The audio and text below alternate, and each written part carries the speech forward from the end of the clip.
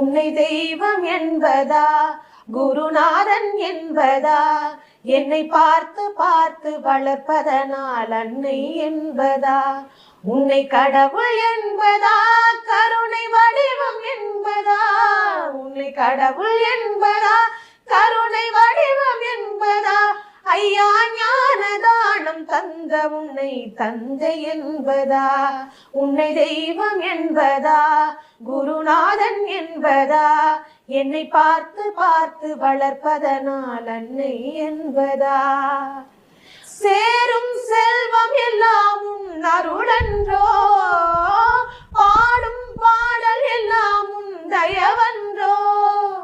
சேரும் செல்வம் எல்லாம் உன் அருளன்றோ